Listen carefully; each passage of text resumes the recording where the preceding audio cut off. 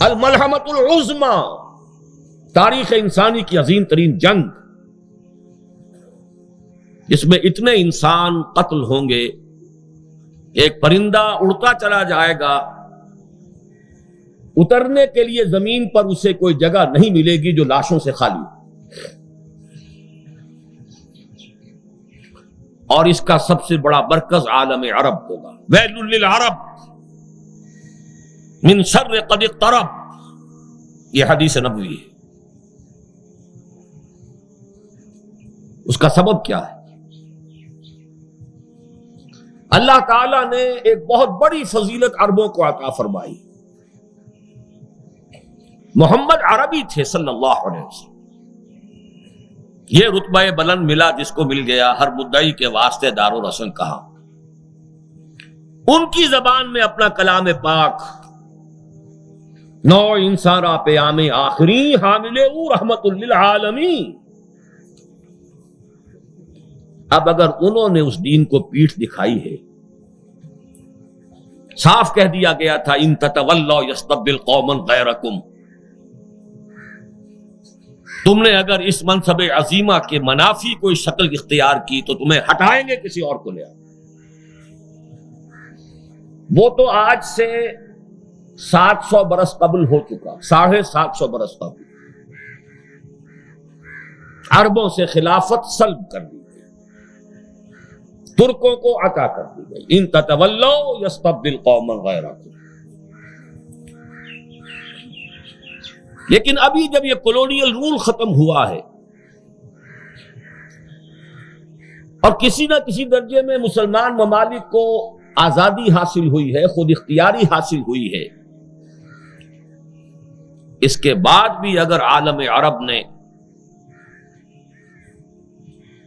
کسی نے اپنا قبلہ بنایا ماسکو کو اور کسی نے بنایا واشنگٹن کو، تو جان لیجئے کہ اس روئے ارضی پر ان سے بڑا مجرم اور کوئی نہیں۔ یہ اللہ کی سنت ثابتہ ہے۔ وہی امت جس کے بارے میں 2 مرتبہ قرآن میں آج بھی الفاظ موجود ہیں، یا بنی اسرائیل اذکروا نعمتی التی انعمت علیکم وانی فضلتکم علی العالمین، اور وہی امت ہے جو ٹھکرا دی گئی، ضربت علیہم الذلۃ والمسکنۃ وباؤوا بغضب من اللہ۔ کیوں؟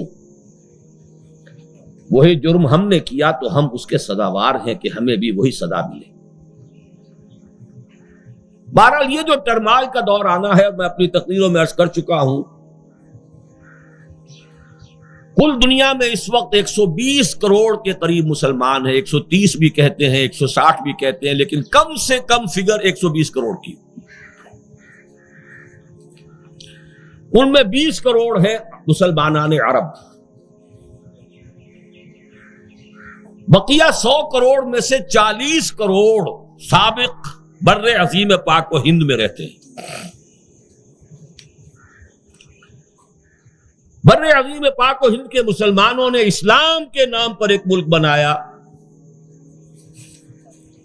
لاکھوں جانیں گئیں، ہزارہا عصمتیں لٹیں، کروڑوں انسانوں نے نقل مکانی کی۔ تاریخ انسانی میں اتنی بڑی ہجرت کا آپ کو سراغ نہیں مل سکتا۔ لیکن پھر ہم نے جب غداری کی ہے اللہ سے، آج تک ہم اپنی اس غداری پر قائم ہیں۔ نتیجتاً سمجھ لیجئے کہ بقیہ 100 کروڑ میں سر فہرست مجرموں کی حیثیت سے مسلمانان پاکستان،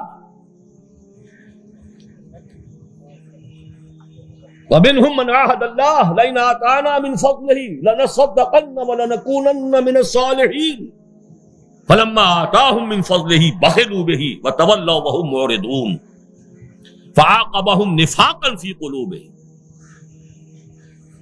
انہوں نے اللہ سے ایک وعدہ کیا تھا، اس وعدے کی خلاف ورزی کی ہے تو ہم نے ان کے دلوں میں نفاق پیدا کر دیا۔ برا نہ مانیے، آج روئے ارضی کی سب سے بڑی منافق قوم پاکستان میں بستی ہے، اس لیے کہ نصوص قطعیہ ہیں حدیث کے کہ 4 یا 3 چیزیں، ایک حدیث میں 3 چیزیں بیان کی گئی، ایک میں 4۔ آیت المنافق ثلاث، جب بولے جھوٹ بولے، جب وعدہ کرے خلاف ورزی کرے، اگر کہیں امین بنایا جائے خیانت کرے، اور چوتھی علامت اگر کہیں اختلاف ہو جائے تو فوراً آپے سے باہر ہو جائے۔ فرمایا جس میں یہ چاروں اوصاف ہے وہ کٹر منافق۔ ایک حدیث میں آیا وَإِن صَامَ وَصَلَّى وَزَعَمَ أَنَّهُ مُسْلِمٌ، خواہ وہ نماز پڑھتا ہو، روزہ رکھتا ہو اور اپنے آپ کو مسلمان سمجھتا ہو۔ اس حدیث کو سامنے رکھیے اور اپنے معاشرے کا جائزہ لے لیجیے۔ یہاں جو جتنا بڑا ہے اتنا ہی بڑا جھوٹا ہے، جو جتنا بڑا ہے اتنا ہی بڑا وعدہ خلاف ہے، جو جتنا بڑا ہے اتنا ہی بڑا خائن ہے، الا ماشاء اللہ۔ حکم الاکثر حکم الکل، اکثریت کے اوپر فیصلہ ہوگا۔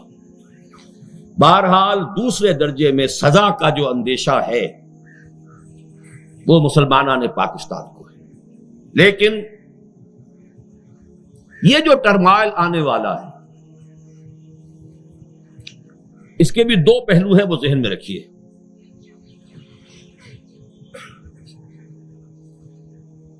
یہ گناہگار مسلمانوں کے لیے دنیاوی سزا بن جائے گی جو شاید آخرت کی سزا سے نجات دے دے۔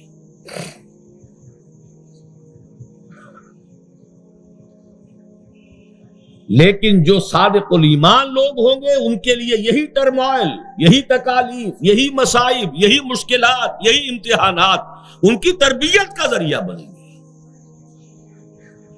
ان میں ایمان کے اضافے کے موجب ہوں گے۔ تمام آزمائشوں سے رکتی ہے میری تباہ تو ہوتی ہے رواں، اور بندہ مومن کا ایمان ابتلاء اور آزمائش کے نتیجے میں بڑھتا ہے۔ زادتہم ایمانا، ان کے ایمان میں اضافہ ہوتا جاتا ہے۔ بہرحال پہلی بات تو یہ جان لیجئے جو یقینی ہے کہ کل روئے ارضی پر اللہ کے دین کا غلبہ ہوگا، اگرچہ اس سے پہلے کے حالات بڑے مخدوش ہے۔ یہ نہ سمجھیے کہ یہ فوراً ہو جانے والی بات ہے اور کوئی آسمان سے بس وہ خلافت کا نظام ٹپک جائے گا۔ آسمان سے تو وہ اس وقت بھی نہیں ٹپکا تھا۔ محمد الرسول اللہ والذین معہ 20 سالہ محنت اور مشقت اور قربانیوں اور ایثار اور تکالیف اور مصائب اور ابتلاء سے گزرنے کے بعد ہوا۔